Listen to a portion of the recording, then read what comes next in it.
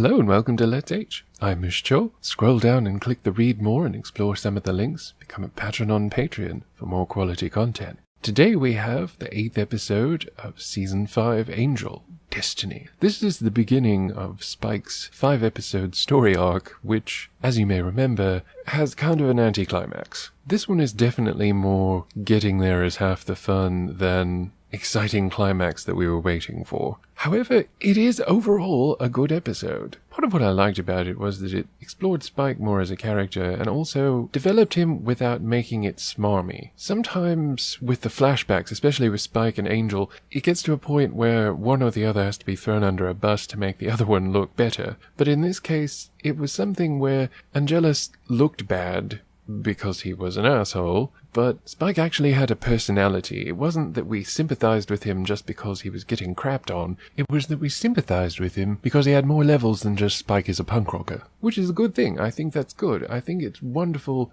to show more levels with the character, but not to get into the habit of, look at this poor pitiable character, because Spike has still done a lot of bad things. Spike has still done things that he regrets, and he's not a perfect person. One of the big problems of the last few seasons of Buffy was that very cartoonish, shallow comic booky feel that is part of why I don't like a lot of Whedon's writing. One of the reasons why I always liked Angel a bit more than Buffy was that it seemed a bit more mature and the characters seemed more like adults interacting with each other rather than comic book character teenagers best suited at being in high school. Buffy had its moments, but Angel overall, for what it gave us, just presented more accessible scenarios to me once I was outside of high school myself. But as you know, Season 5 is a bit of a mixed bag. As I've said before, Spike is basically a glorified cameo in every episode that doesn't revolve around him. He'll show up and piss off Angel and then disappear for the entire rest of the episode most of the time. In some ways it's a shame, but in other ways it's also the reason why I think he's my favorite character in Season 5, because he's the one that comes off as the best character. He doesn't overstay his welcome, but he actually has something to do and he has a role to play. He's also a lot of fun, and since the character comes off of 7 years of playing him on Buffy, he has a natural rapport and chemistry with Angel. The actors are also great together, and it's fun to see them interact. This sort of episode is the best kind of episode for that, and I know the shippers were eating it up because there was a lot of unresolved sexual tension between Angel and Spike in this episode, like crazy tension. But it was overall a very well done episode too, and I can only wish that more of the episodes of the season were done this well.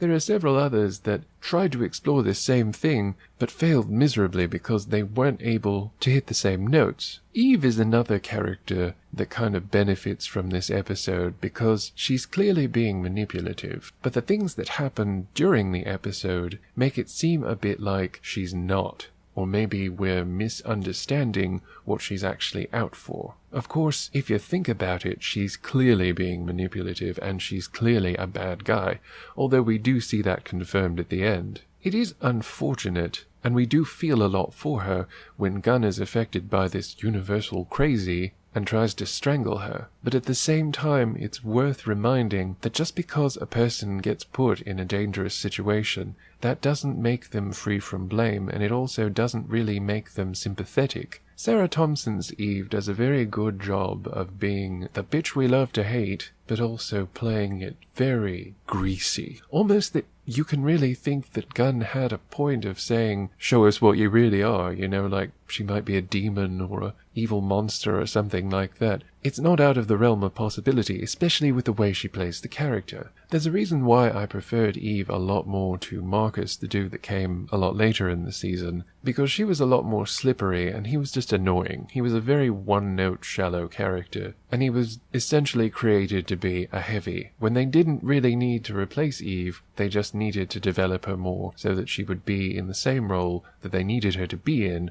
by the end of the season. It was especially good to see in the episode them dealing with the topic of Buffy, but showing that they had kind of moved on a bit. Maybe not entirely, and especially judging by later things in the season, but neither one of them is racing back, and that's a good thing. As I've said before, Buffy's presence, and a lot of presence of characters that Whedon tends to overwrite and steamroll other characters with, is very good for Angel and his supporting cast. For once, Spike doesn't have to be a different character every episode. He doesn't just have to be what the episode wants him to be.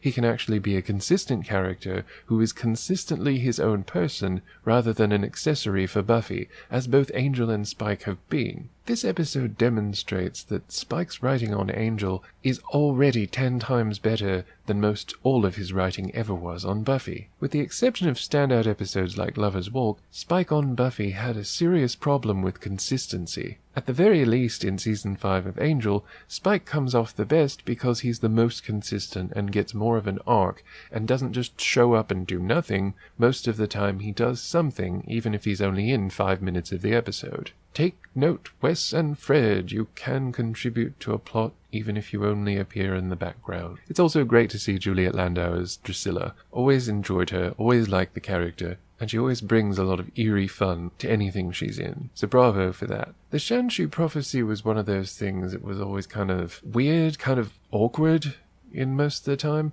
and Angel never really believed it, which is kind of thrown in his face by Spike, and the whole thing in this episode turns out to be a scam. We're reasonably suspicious of the senior partners, but we're unable to actually confirm those suspicions. Then at the end, everything takes a sharp left turn, and it turns out that actually it isn't the senior partners. Although unfortunately, as I remember, what was started in this episode, which was a very striking affectation, the eyes bleeding and the craziness, I don't believe that's ever adequately addressed later. It says that the senior partners temporarily fixed it, but who knows really. The more important part of the episode was development of Spike's character, and specifically Spike's character as he relates to Angel. It was a good episode for that, even if it brings up some concerning questions about the power scope of the senior partners, and makes it seem even less likely that Angel's going to accomplish anything with his frankly asinine plan to corrupt them from within. It was a poor choice for a motif of this season, and it doesn't even seem like something that Angel would do. But this is coming off of the repercussions from Season 4, so you can kind of understand that they were doing the best with what they had, and even if it wasn't really that good of an idea, it was still better than Season 4.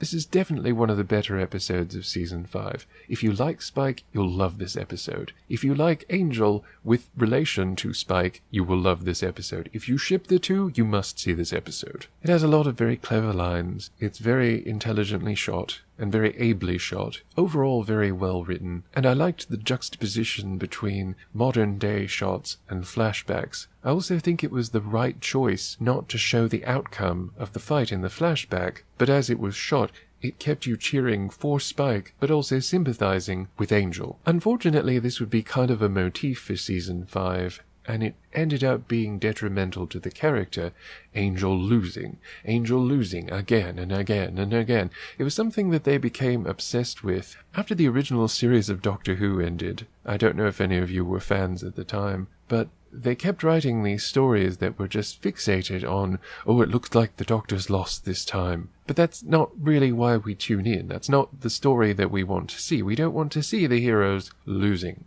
We want to see the heroes ultimately winning, even if they have setbacks along the way. Unfortunately, Season 5 chose to explore the character by having him lose again and again and again and again.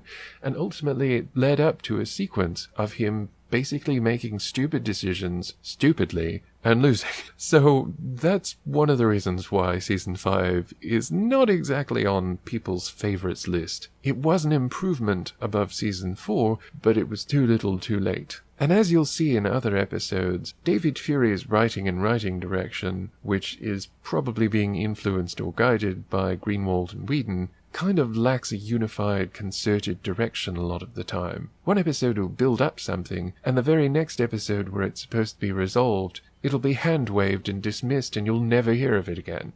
Either that, or it'll build up for several episodes, and then it'll be dropped unceremoniously. If you watch the season in chronological order, it's no surprise that the show was cancelled when it was, because after a lot of these build-ups with what I call wet fart climaxes, it's understandably disappointing. You don't keep tuning in thinking that this story is going to go somewhere, only for it to go and then nothing more of it. But I'm getting ahead of myself. Destiny this episode, check it out. It's one of the better ones of Season 5, and on a rewatch of the season, it's definitely one that I would watch again. Spike's great, Angel's fun, and for once we get to see more of his motivations and more of his emotions, more of his feelings, and also the fact that he does care for Spike. He's not just trying to be a special snowflake, because some of the other episodes in Season 5 can make him look like a real asshole, and the reason why that is because a lot of the other episodes where he does that, we don't see anything but him being a jackass. It's unfortunate too, because we know the actor can do a lot better than some of these episodes do. This is one of those episodes that really shines for the acting, the chemistry, the script, almost everything. Angel is good, Spike is good, Eve is good. Everybody is pretty much at a great spot here, and they're doing a fantastic job. If you ever felt like Season 5 could work, this is the kind of episode that makes you think it might actually work. So in closing, check it out. I'll be grateful too if you click on the blurb and check out my links. I do appreciate your support. See you next time. Bye.